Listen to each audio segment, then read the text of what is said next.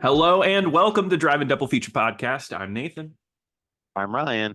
And this is the podcast where we talk about two movies a week every Tuesday and Thursday. But before we get into today's movie, if you head on over to our Patreon, patreon.com/Drive and Double Feature Podcast, you got fun games, conversations, all just for $5 a month. And on top of that, you help support us, get some movie rentals, things like that. We really appreciate everybody who supports us over there. But let's get into today's movie. We are talking about The Trouble with Harry, directed by Alfred Hitchcock. I don't know. I'm trying to mess it up. Hit, hit, hot, hit, Hitchcock. Hitchcock, yeah, my favorite Japanese director. Something like that. No, we're talking about Alfred Hitchcock. Which have we talked about Alfred? We done an Alfred Hitchcock movie before? I don't think we have. I don't believe so. Yeah, so I guess that's kind of interesting. I always imagined the first one that we would pick from him would be something like Frenzy, some of his later stuff. But I don't know. I was looking Nathan, through. what's the first? What's the first cock you've seen? Oh, okay, all right, calm down. I can say Vertigo for sure. That was actually my first one, and I didn't like it the first time I watched it, but I was really young. I was maybe like I was just getting in the movies, maybe 11 or 12, and I wasn't used to old movies. I didn't really watch a lot of older movies. So that one I didn't love, but I've grown to really like Hitchcock over time. There's something really cool about a director like him that has so much style and like such a big filmography that you can go from movie to movie, be like, oh, this is also similar. I appreciate that. But what about you, Ryan? Well, it's funny you said that about Vertigo. I had the exact same experience Mm, because I watched it when I was, I think, like 13 or something like that, because I was yeah. just kind of dipping my toes in. I remember being like that's kind of boring. Yeah. And then I watched it later, like in my 20s, I think.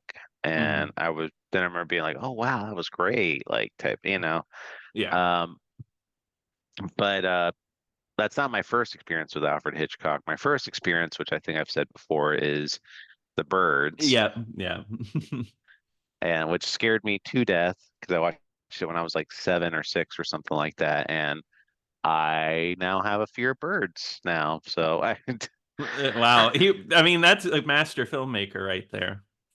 He can hmm actually scare you for life. He can actually create a phobia. It's funny because literally this morning I was talking about how much I like birds. I don't love birds. I don't have to be near I, birds. I don't want a pet bird. They're annoying. But like look, birds are beautiful. I love a beautiful you bird. guys were just sitting around just talking about birds. No, we had gone to the store this morning and we were on the drive back and there was a big sandhill crane just like flying across the road. I was like, oh, it was beautiful. It was really nice to see. And then it You're like tried to kill me. I don't know, it tried to attack me. you're just like pointing like that's you. Did you say hello? They're like that's beautiful. I think so. It was a really beautiful morning, actually. I thought it was really nice. I can't appreciate life, Ryan. What am I, that much of a downer? Negative Nathan? Yeah, no, you can't appreciate it. You can't. You have to say like that's it's depressing as hell. Oh yeah. Oh, I bet he's gonna get hit by a car later. Damn bird. Oh yeah. I'm like, oh, it's awful, like Birdemic. But who knows? Birdemic might be good. We haven't covered it here. Um, Maybe. Maybe. But no, today we're talking about The Trouble with Harry from 1955, which is kind of in the middle of Hitchcock's career and one that so I was going through my Blu-ray set. I have a Hitchcock Blu-ray set. And this one's always stood out to me because nobody really talks about this one. Like I don't hear anything about this. Looking online, it seems like people would consider it lesser Hitchcock, kind of just like mid tier. But that's the kind of Hitchcock I'm interested in. What are those movies in the in between years? But Ryan, did you have any experience with this one at all? Nope. I had no experience with this one at all. Yeah. So what's interesting about this one is Hitchcock has always been kind of funny. He's a very dark humor. This is actually just a comedy. Like this is just a dark comedy more than anything. It's not a horror movie. It's not a thriller. It's it's very odd because I feel like in 55 they weren't writing movies like this because this movie has a very distinct writing style. where everything is very blunt and matter of fact. It's almost a little goofy. Um, so the way the movie goes is right at the beginning we have we I keep wanting to say his name is Harry. Give me a second. Our main guy. Oh yeah, Captain Albert Wiles, played by Edmund Gwynn. And he is AKA Santa Claus. Is he Santa Claus? Yeah. And He what? won he won Miracle on 34th Street. He won an Oscar for playing Santa Claus. No way. Wow. That's actually kind of crazy. I didn't know that. I guess I did. I've seen that movie. Wow. I mean, he's good from what I remember. It's you think of like Santa Claus as like an Oscar winning character like this? Of course. If there is a good Santa Claus, like maybe. And I mean in the 30s, yeah. Yeah, Santa Claus is one of those great literary characters. Well, that was the 40s, but yeah. Oh, it was? Okay. Then never mind. In the 40s, no. That was bullshit. Oh, okay. Garbage. Dumb. That he was already too commercialized with his Coca-Cola bottles. Exactly. In the 30s, he was still pure and beautiful. No, Yeah. I gotcha. Yeah, they didn't need that scene in Miracle on 34th Street where he's drinking his glass bottle of Coke and he just goes, His Coke is so good. But Santa Claus shoots some rabbits, or he tries to, and he misses every time. And then he stumbles upon a dead body. So he thinks, uh-oh, I thought I shot a rabbit, but I shot a person. As we find out later that that's actually not what happened. He doesn't shoot a person. But I remember from the beginning going, no matter how bad your eyesight is, how do you mistake a rabbit for a human? There is no possible way. I don't think so. I mean, what if somebody has just like, their hairstyle is just really tall. They have like a top hat on. You might think that's a rabbit, Oh, and like for the he's checking ears. his watch too. Is like a pocket watch. He pulled it out and it's like it's the rabbit from Alice in Wonderland. That's just right. It's just really, Yeah. well, maybe he thought it was Harvey, like the really tall rabbit. Oh yeah, this is like a prequel to Harvey, or right? Which one came Well, no, first? this would be a sequel probably because I mean it was Yeah. he shot Harvey and Harvey dies. Oh, okay, yeah. Wow, the death of Harvey, and then the third one's the court trial. Um, Mhm. but yeah, so there's a dead body, and his name is Harry, and it is a funny movie. Like, there's some funny things here because there's a good chunk of this movie where the captain is trying to take this body and hide it, but literally everyone in town walks to this patch of forest. Like, everybody is just walking into it like a set. The child comes in and he just walks away. There's a guy who's reading a book who kind of trips over the body at one point. Still doesn't look at it. Yeah, I think he says like sorry while reading his book. There's a woman who lives, an older woman and that lives in town, and I think that's the funniest interaction. He's literally dragging the body, and she's like, "What seems to be the problem here? Is everything okay?" And then and then he's like, "Yeah, I got this dead body," and she doesn't care. Like that's what where the comedy comes from, is like everybody just kind of is so like they don't care that a dead body is just sitting Yeah. around. Everyone is so nonchalant about this dead body where they're just like it's more treated as like a nuisance more so than Yeah. like somebody has been dead. But it turns out that nobody, I guess, really liked this guy to begin with anyway. So they were just like, yeah, whatever. But it's so funny because he seemed like a decent guy, like, well, maybe not towards the end. It seems like everything like got put together because Shirley MacLaine, in her, I believe, her film debut, or at least one Yep. of her earliest roles. It says the debut of Shirley MacLaine on the movie. But she shows up, and then she's just like, "Oh, good riddance. I hated him." And then they're like, "Oh, well, why do you not care about him being dead, even though you guys are married?" Because that's her husband. And she's like, "He was too nice. He was far too nice. It just didn't. It just didn't work out for me." Well, I like how the fact too, it's eh, they don't say right away that she's his husband. They're kind of like Hmm. they were like, oh, how did you know this man? It's like, oh, I guess I was married to him or what, type of thing. Or Yeah, it's so like odd. It's like, yeah, whatever. There's even like the writing in general is just really interesting because there's one part where I wasn't expecting from a movie from 1955 because there's an artist played by John Forsythe playing Sam Marlowe. Um, and he just straight up says, I'd love to paint you nude. And I'm just like, Right. what? I was like, huh? Like, I Well, wasn't expecting I like that. I like it because he starts out by saying like, I would like to paint portrait of you, and then as the conversation goes on, he's like, I would like to paint a nude point portrait of you. Yeah, very, very point blank. And that happens a few times because they get Shirley MacLaine and him fall in love very quickly. It's like a little forced. But they ask for something at the end of the movie, and it's a double bed. That's like the big reveal at the end, which is a little silly. This is all the main characters, and what we find out is all of them believe that they, in some way, that they've killed him, right? So what happens is the captain thinks he shot him. Shirley MacLaine hit him over the head, so that's a possibility. And then so did that's what the woman did, right? Because Harry was hit in the head, was a little out of it, and then tried to like just like grab at this lady. I think her name's Ivy. Grab at Ivy, and then she thought he was coming on to her, so she hit him Hmm. again, and that's how he actually that well, that's not actually how he died, but that's how towards the middle of the movie, that's their conclusion is like, oh, that is how he died in the end. But what's happened this whole movie is it's been this circle of them burying the body, digging up the body, burying the body, because they're like, oh, let's hide it. And they're like, oh, no, that doesn't really work with the story. What's going to happen? Someone cares about him. They dig him up. And then, like, they come back to bury him over and over. It's just, and of course, the captain is just joking the whole time, like, oh my God, if I have to do this one more time, if I had to dig this Right. guy up again. Oh yeah, I thought I was like, at the end, I was like, oh, please, please don't make me do that again. Yeah. Yeah. It's just silly.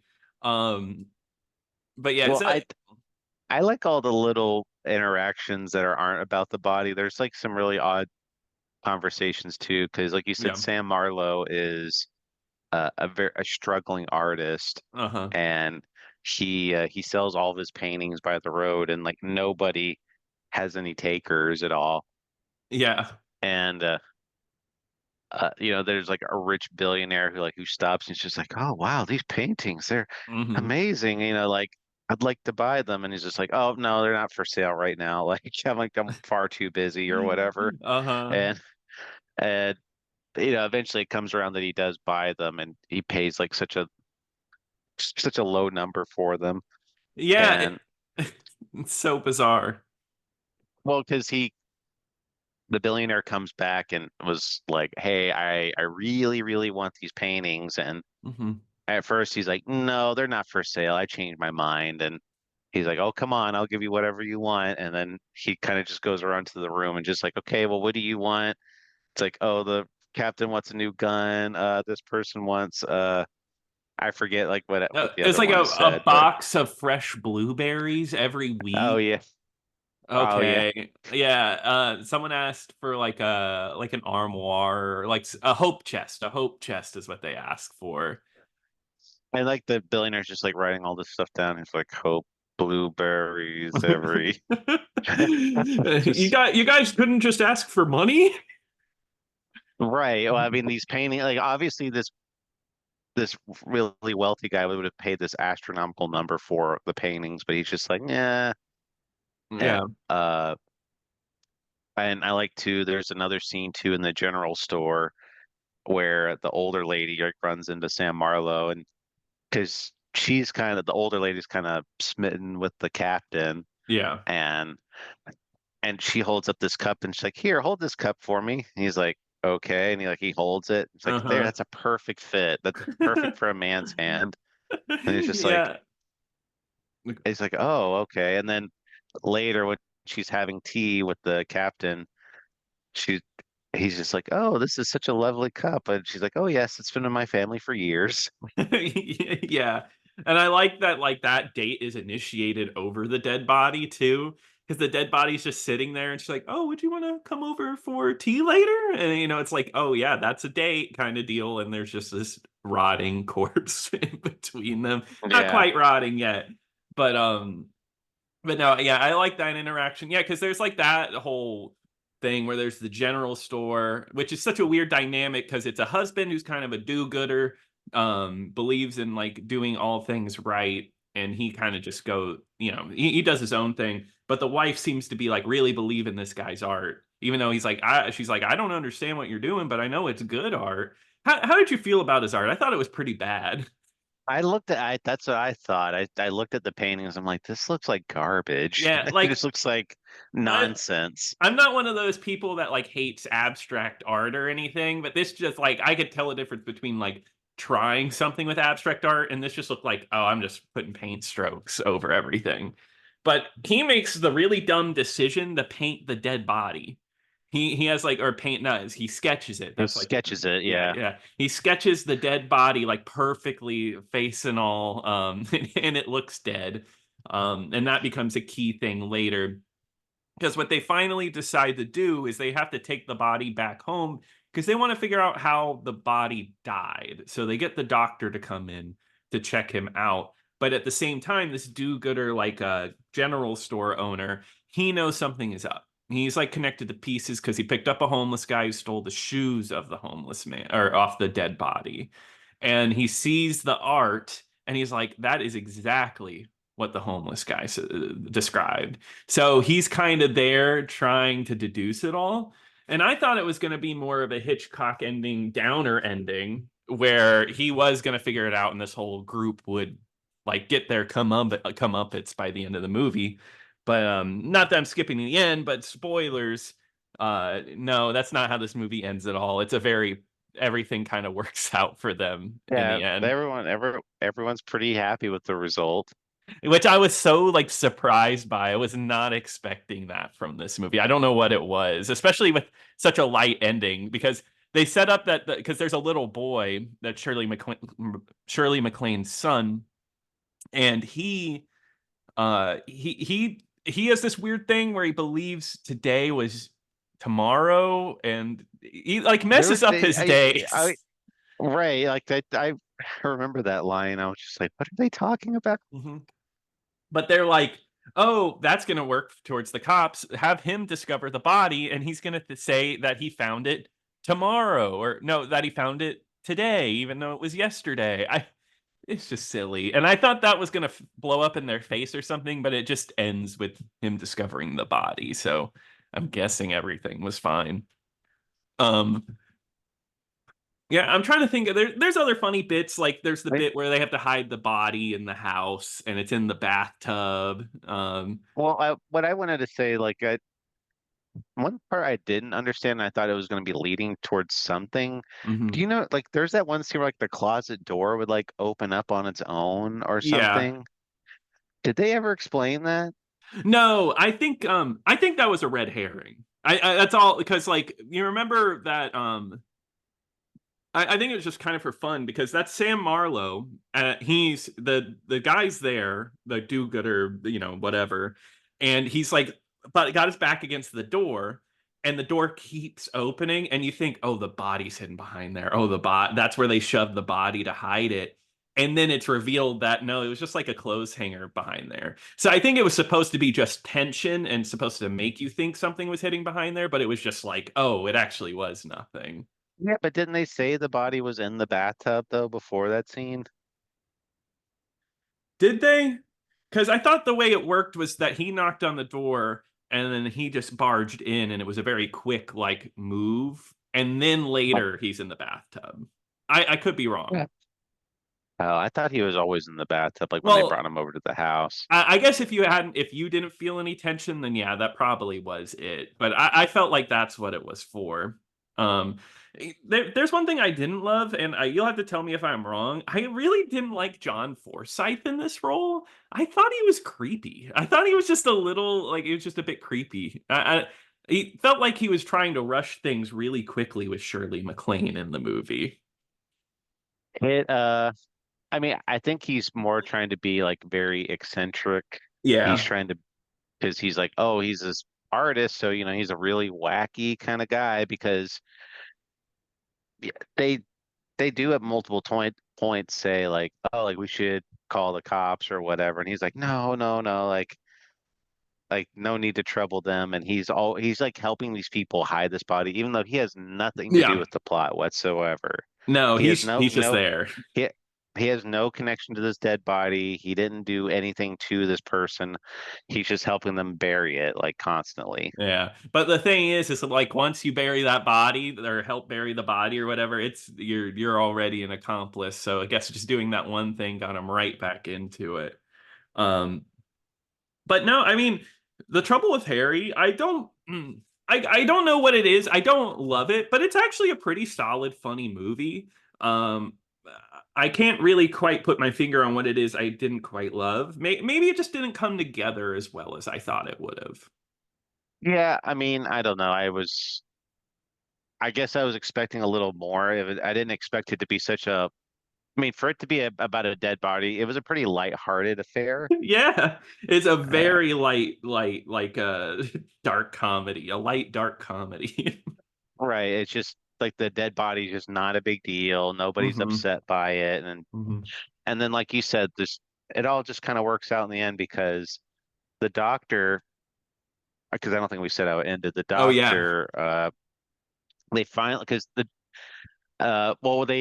doctor is still like wandering around in the woods hmm reading his book, and then he finally notices uh the dead body, hmm and he's like, "Oh, well, I need to go examine it." And they're like, "Oh no, he's gonna find out, and he's gonna find out how he died." hmm And then the doctor's like, "Oh no, he died of natural causes. He had like a heart attack." Which is so funny that it all comes together like that. Like, oh yeah, none of you actually killed him. And I forget how they get the doctor out of there without like reporting it to the police or anything. I don't either, but Maybe he just leaves. I think he just leaves. Yeah.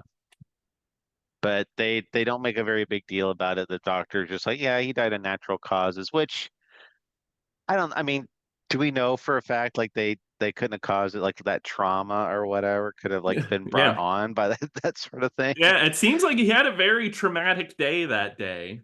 Um, because like he got hit multiple times. So like you can't tell me that blunt force. Yeah, I don't know. There's probably a lot of elements there, but the movie basically just absolves them, which I had that feeling was going to happen. I had that feeling that oh, it's not going to actually be any of them that killed him. That'd be the most Yeah. ironic thing. Well, yeah, it was never like a who done it type of thing. It was always just kind of like, oh, like can they get away with it? Exactly. And they did. They ended up doing it. Um, yeah, and I'd say Trouble with Harry, for me, a light recommend. It was funny. I had a good time with it. I don't think it's amazing. Definitely, like, if you're going for an Alfred Hitchcock movie, this is not going to be the top tier. But I had a good time with it. Yeah. Oh, going back to what I said before, I Oh, don't think John Forsythe is all that bad, really. I mean, really? Okay. I I don't really think he fits in with the movie because he's such a if anything, I think he's more of like too wacky of a character compared to Yeah. all the other ones. And I don't even mean like, he was just like off the wall crazy, but it was just kind of uh, everyone else is like very dignified type of people that hmm are kind of completely unbothered by this sort of thing. But I didn't really think his character was fit that great. But as a performance, I don't think he was terrible or anything. I thought he was fine. No, And no. I don't think his performance is bad. Maybe that's just it. He just maybe doesn't fit quite in. yeah, but same deal for me. I thought it wasn't bad. I mean, I was entertained enough with the movie. I enjoyed the premise. It like you said, it's not top tier Hitchcock by any means, nor is it suspenseful in in the slightest, but No, uh it gave me some pretty good chuckles. So for that, I'd give it a light recommend as well. exactly. Well, then that wraps it up for this one. But Ryan, can you remind us what we're covering on Thursday? If you remember. Yes. Yes, Nathan. Of course I do. I always do. Uh, Well, Nathan, we're going to be talking about The Mark of Zorro, and that is streaming for free on Tubi right now. Awesome. Well, I'm excited to watch that one. And if you want to email us, you can email us at driveandoublefeaturepodcast@gmail.com. You can also check us out over on YouTube, Amazon Music, anywhere you get your podcasts. Or if you're looking to change your podcasts, who knows? Every once in a while, you got to change up where you get your podcast subscriptions. Well, we're anywhere for you. We'll be there. Drive and Double Feature Podcast. We're almost at episode 500. Damn it, we're gonna get there soon. We're a standard now. We'll be in the Golden Globes nominations, but I'm going on a tangent. Until next time. Until next time.